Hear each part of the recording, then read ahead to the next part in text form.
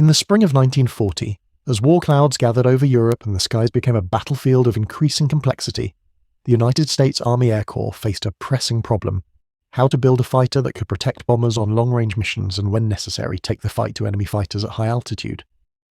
The story of the P-51 Mustang begins not in a grand factory boardroom, but in a small, urgent request from the British Purchasing Commission. Britain needed a new fighter quickly.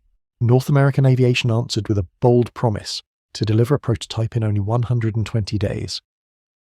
The promise was audacious, the timeline almost impossible, but it set in motion a chain of design choices, engineering improvisations, and wartime exigencies that would yield one of the most iconic aircraft of the 20th century. The initial Mustang was a sleek, low-drag design with a laminar flow wing and an efficient airframe that promised speed. Early flights revealed the prototype's potential. It was fast and maneuverable, outperforming many contemporaries, yet the first Mustangs lacked the high-altitude performance and range the Allies now craved. At low and medium altitudes the airframe shone, but at the heights where strategic bombing escorts were most needed, the Mustang's Allison engine was simply outmatched.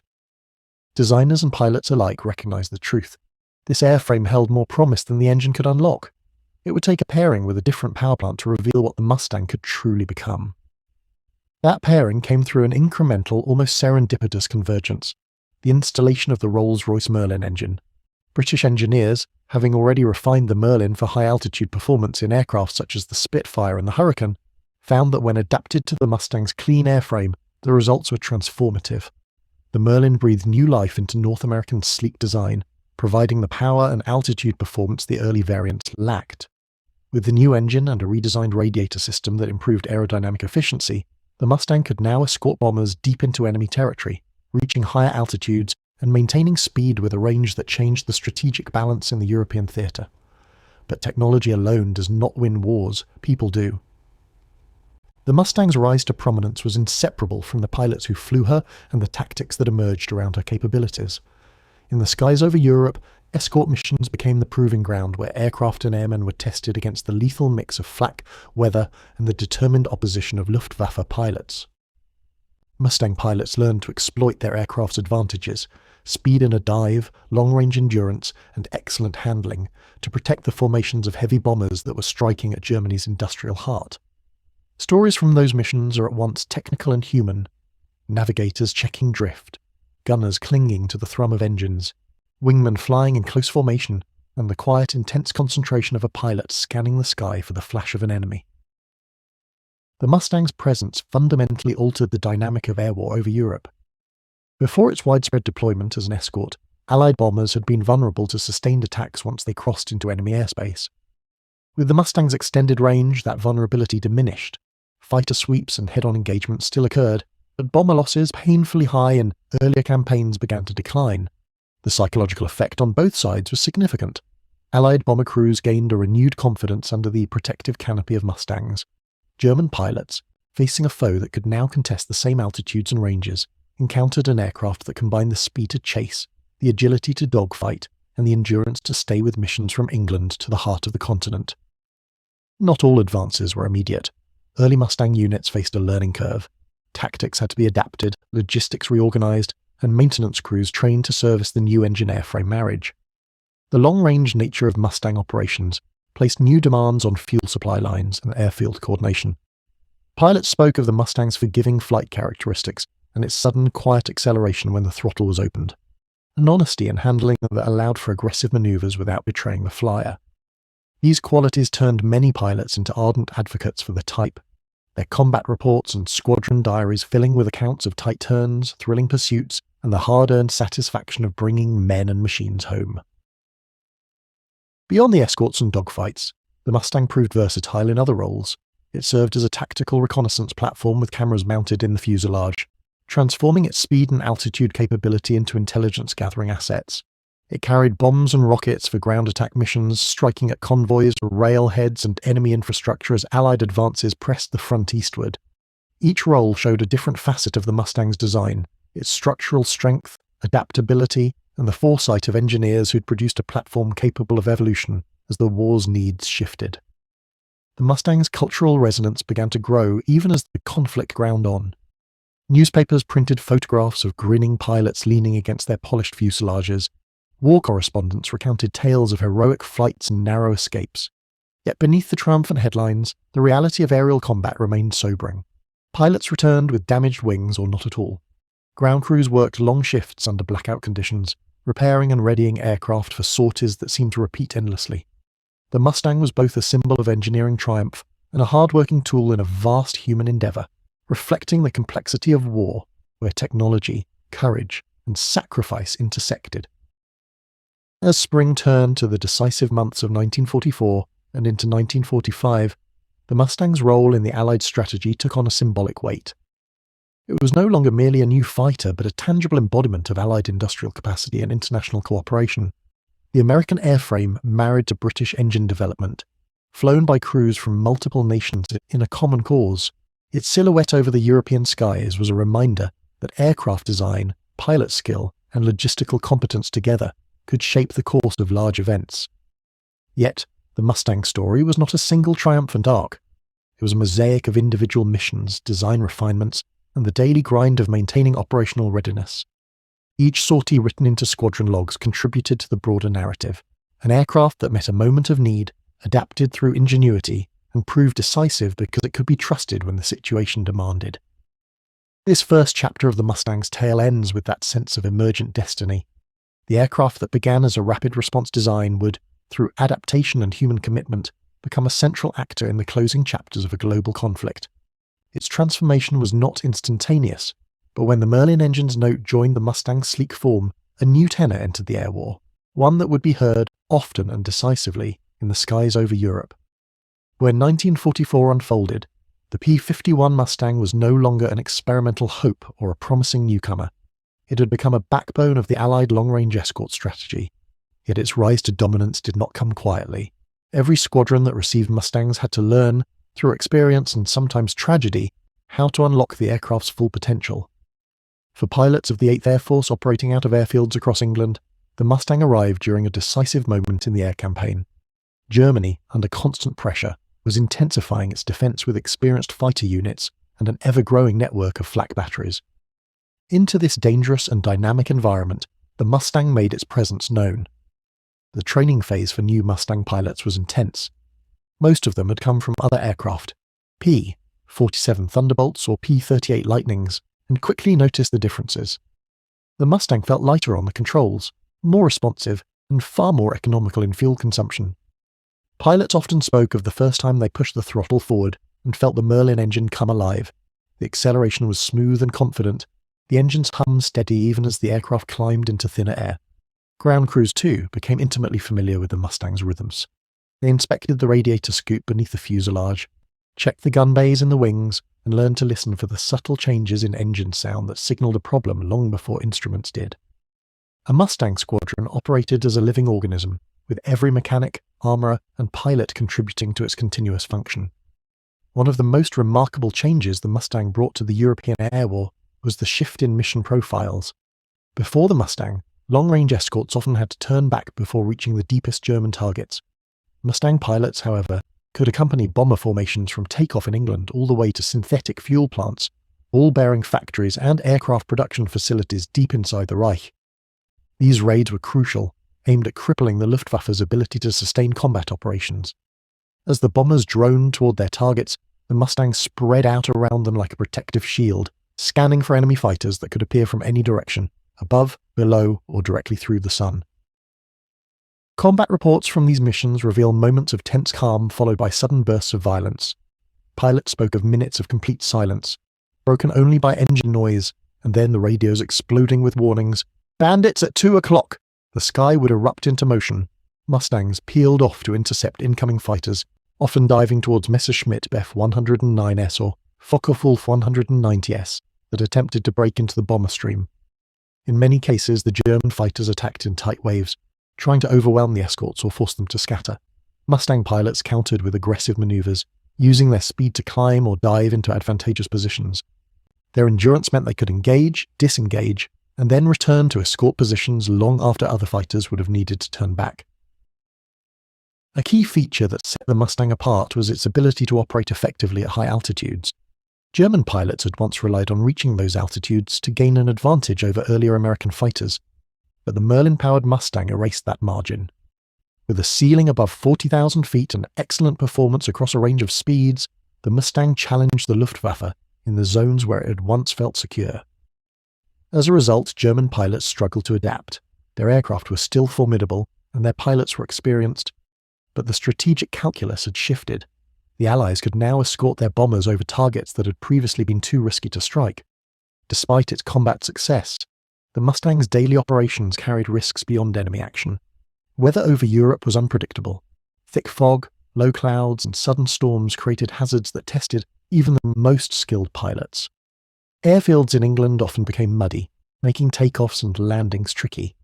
Pilots returning from long missions sometimes landed with almost no fuel, their gauges hovering near empty as they searched for breaks in the clouds. More than one Mustang was lost not to combat, but to weather, engine failure, or simple exhaustion during the long return journeys.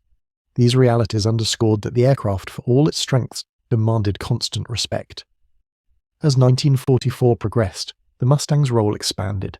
Commanders began to authorize fighter sweeps, missions in which Mustangs roamed ahead of bomber formations to clear the skies before the bombers arrived. They also attacked airfields, rail yards, and transportation lines, a shift that complemented the Allies' growing emphasis on disrupting Germany's logistical backbone. Pilots dove at high speed toward enemy runways, strafing parked aircraft, fuel storage areas, and maintenance facilities. These missions were dangerous.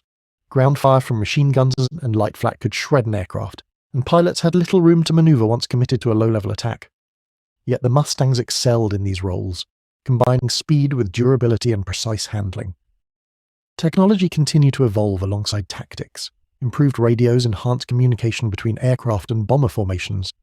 New drop tank designs gave the Mustang even longer range, allowing it to accompany bombers on missions that were once logistically impossible. Camera-equipped reconnaissance variants provided invaluable intelligence, capturing detailed images of troop movements, industrial targets, and the results of bombing raids. Every new innovation added depth to the Mustang's contribution, turning it from a single-purpose fighter into a multi-role tool that shaped strategy across theatres of war. Throughout this period, the human aspect remained central.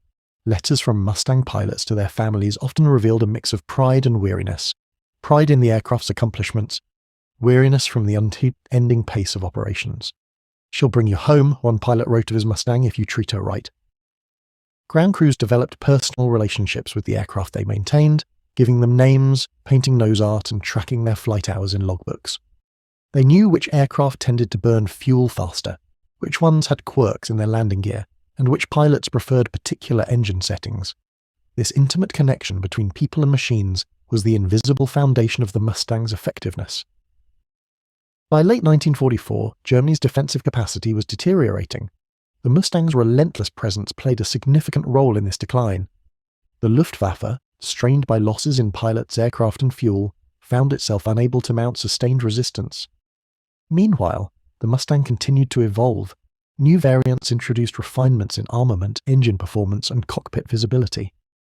Pilots stepping into these updated aircraft felt like they were flying the best piston-engine fighter the United States had ever produced, perhaps the best the world had seen.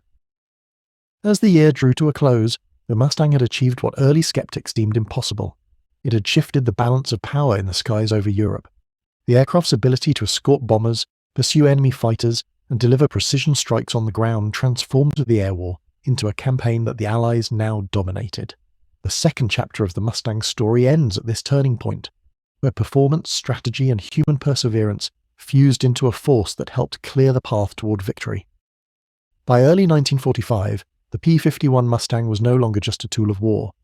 It had become a symbol of the Allies' growing momentum and the Luftwaffe's fading strength. The aircraft's silhouette had become familiar over Europe.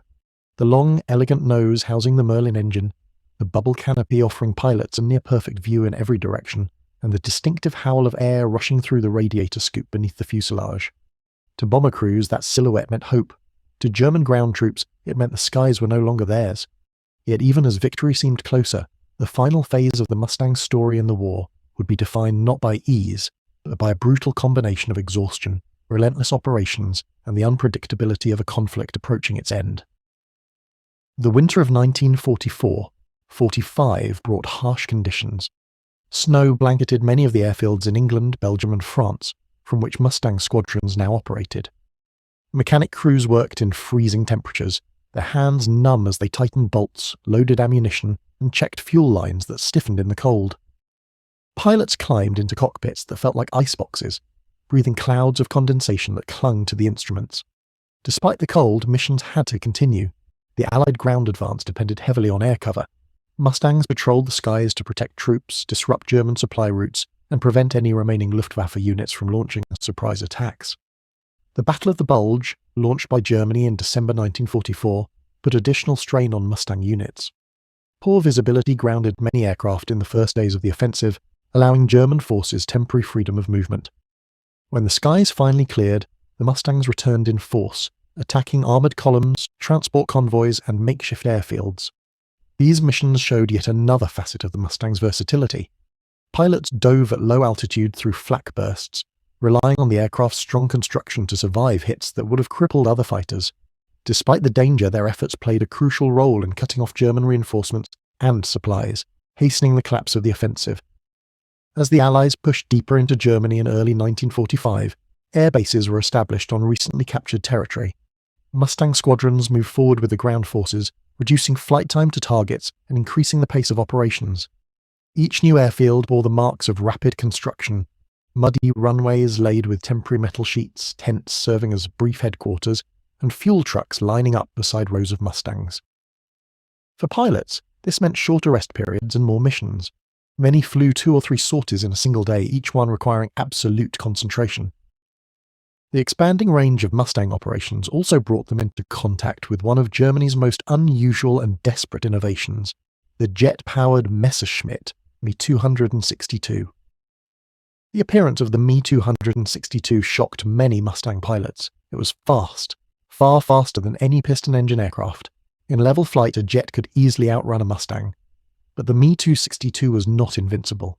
Its engines were delicate, its acceleration sluggish at low speeds, and it was vulnerable during takeoff and landing. Mustang units quickly adapted, patrolling near airfields where jets were known to operate. When a Me-262 climbed too slowly or returned with low fuel, Mustang pilots struck with precision. These engagements demonstrated that despite technological leaps, tactics, discipline, and timing could still shape the outcome of aerial combat. Meanwhile, the Mustang continued to play a critical escort role. Although the Luftwaffe was weakening, bomber crews still faced threats from isolated fighter units and intense anti-aircraft fire. The Mustang's endurance meant that formations of B-17S and B-24S rarely had to fly without protection. The pilots' reports from these missions reveal a mixture of routine and sudden danger. Long hours scanning empty skies followed by frantic dogfights that lasted mere seconds. Even in 1945, the risk remained, and Mustang pilots knew that each victory brought them closer to the end of a war that had taken countless lives on all sides. As Allied forces closed in on Berlin, the Mustang's responsibilities expanded once more. Reconnaissance versions captured detailed images of the shrinking German war machine. Rail lines destroyed, factories abandoned, fuel depots empty. Ground attack missions intensified, targeting bridges, trucks, and troop concentrations to hasten the fall of remaining resistance. Pilots described these final operations as strange and somber. They could sense the war's end approaching, yet the danger never disappeared completely. A single misjudged maneuver, a hidden flak battery, or a mechanical failure could still be fatal. The Mustang offered remarkable reliability, but it was still a machine subject to the uncertainties of war. When Germany finally surrendered in May 1945, many Mustang squadrons felt relief mixed with disbelief. For months they had been operating at an unrelenting pace, and now the skies were quiet. Pilots who had started the war as young men returned to their airfields with a new sense of gravity. Mechanics who had slept beside aircraft to keep them ready for dawn missions now walked among silent rows of Mustangs, touching the metal skins as if saying farewell. Some aircraft bore scars, patched bullet holes, worn paint, soot stains from engine oil. Others looked almost new, their missions ending before they had truly begun. Together, they represented a chapter of history that had reshaped aviation and warfare. Yet the Mustang's story did not end with the war. Its reputation carried into the post-war era, where it became a benchmark for piston-engine fighter design. The aircraft served in air forces around the world, flew in new conflicts, and even entered civilian hands, where former military pilots used them for air shows, racing, and historical preservation. The Mustang had become more than a wartime weapon. It had become a legend, a symbol of innovation, collaboration, and the courage of the men and women who built, maintained, and flew it. Looking back, historians often point to the P-51 Mustang as a turning point in air combat history. Its success came from a perfect blend of engineering ingenuity, strategic necessity, and human resilience. It was the right aircraft at the right moment, capable of meeting challenges that earlier fighters could not. The Mustang escorted bombers across continents, challenged enemy fighters in their own skies, and adapted to the evolving demands of a global conflict. Its sleek lines and powerful engine became synonymous with the Allied advance, its impact etched into every mission report, every photograph, and every memory preserved by those who lived through the era. Thus, the story of the P-51 Mustang concludes not with a single event, but with a legacy built from thousands of individual flights, countless hours of labour, and the collective effort of nations determined to restore peace. The aircraft that began as a rapid response design request ended as one of the most influential fighters in history, its name forever linked to the final chapters of the Second World War.